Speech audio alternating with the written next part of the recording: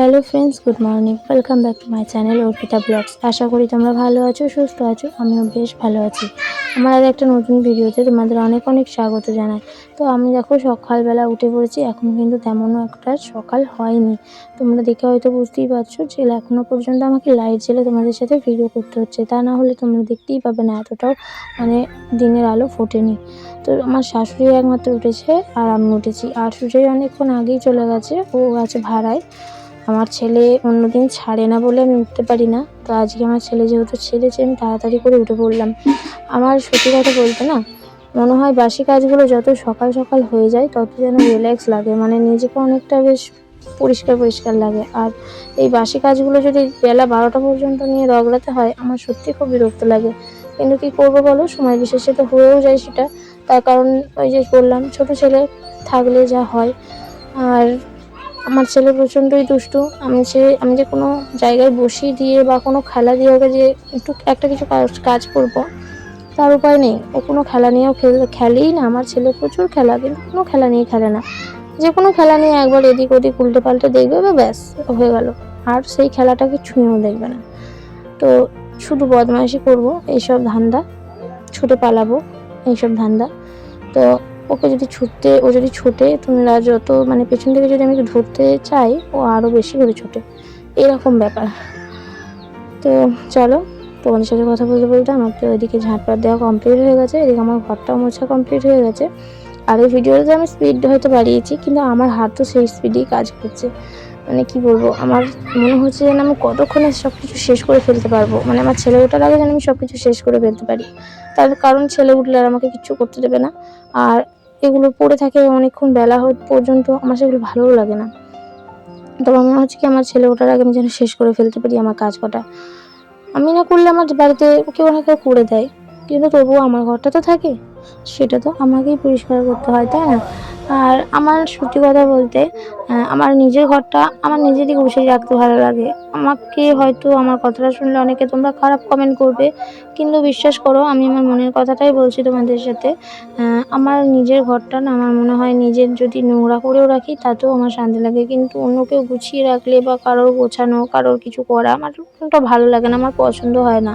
আমার মনে হয় যেন আমি যেটা করব আমার ঘরের জন্য সেটাই বেস্ট হবে। মানে আমার নিজের ঘর নিজের গুছিয়ে রাখতেই বেশি ভালো লাগে। তো এটাই আর কি। তো আমার এরকম, মানে আমার মতো আরও কি তোমাদের কারোর এরকম হয়? তাহলে অবশ্যই কিন্তু সেটা কমেন্ট করে বলো যে দিদিভাই বা বোন, আমারও এরকম হয়। আমিও নিজের ঘর নিজেই গুছিয়ে রাখতে পছন্দ করি। তো যাই হোক, চলো, অনেক বেশি বকবক করে ফেললাম। এবার দেখো, তোমরা এই ওয়েদারটা দেখে বুঝতেই পারবে যে কতটা সকাল।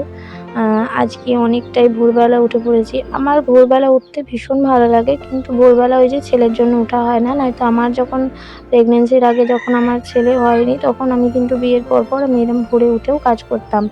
এমনকি জানো, আমি 3:30-4টের সময়, মানে আমার ভোরে ওঠাটা কেন অভ্যাস, আমি 3:30-4টের সময় উঠে পড়তে যেতাম। আমি পড়তে মানে মানকুণ্ডুতে পড়তে যেতাম জিওগ্রাফি। তো সেখানে যখন আমার কলেজ লাইফে আমি জিওগ্রাফি পড়তে যেতাম মানকুণ্ডু।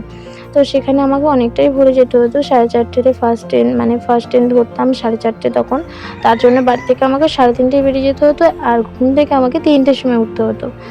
তো সেই জন্য একটা অভ্যাস আছে আমার ভোরে ওঠা। আমার ভোরে উঠতে কোনো কষ্ট হয় না। শুধু ছেলের জন্য আমাকে থাকতে হয় এইভাবে বেলা পর্যন্ত মানে শুয়ে। তো দেখো, তোমাদের সাথে বকবক করতে করতে এদিকে আমার কাজও কমপ্লিট, আর আমার ছেলেও এদিকে উঠে পড়েছে। আর আমার ব্রাশটা করতে করতেই আমার ছেলে উঠে পড়েছে। ব্রাশটা করলেই আমার সব হয়ে যেত। ব্রাশটা করে মুখটা ধোবো, তখনই আমার ছেলে উঠে পড়লো। ছেলেকে আমি এদিকে সোয়েটার জামা পরিয়ে দিয়েছি। তারপরে ওই হাতে একটা কি পেয়েছে খেলা, ঘুম থেকে উঠেই তো ওই দুটো নিয়ে এরকমভাবে নাচছে নিয়ে। আর আমি ওর সাথে খেলা করছি। খেলা করতে করতে এদিকে আমার খাবারটাও গুলা হয়ে যাচ্ছে। ওকে যেবার খাওয়াবো, তো ওকে যদি আমি নিয়ে এরকমভাবে না খেলি, ও প্রচুর পরিমাণে বায়না ধরে ঘুম থেকে উঠি।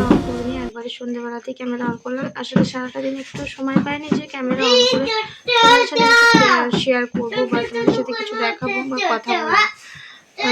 আজকে দোকানে যেতে পারিনি।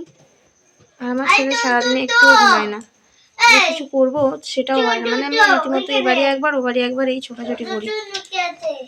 এবারে তো আজকে রান্না বান্না ছিল, কাজ বাজ ছিল।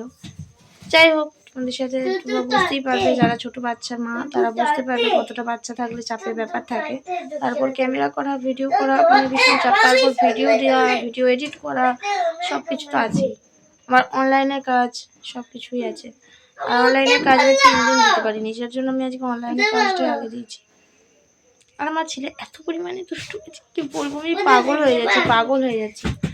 দেখো দেখো তোমরা, ওই দেখো মাথা দেখতে পাচ্ছ, ওই দেখো কোথায় উঠছে, দেখো উঠবি রে। তো দেখো তোমরা হয়তো অনেকেই বলবে দিদিভাই হয়তো বেশি বাড়াবাড়ি করে বলে, তো দেখো ওর মজাটা দেখো। ওখানে টুলটাই সকালে ওকে বসিয়েছি, ওটাই একা একাই উঠতে যাচ্ছে। ওকে তো রীতিমতো আমার ডাকাত ছেলে বলি আমি ওকে। তো এই সারা সন্ধ্যে এখন এই দুষ্টুমি ওর চলেই থাকবে, আর আমাকে ওর পেছনে বকতেই হবে।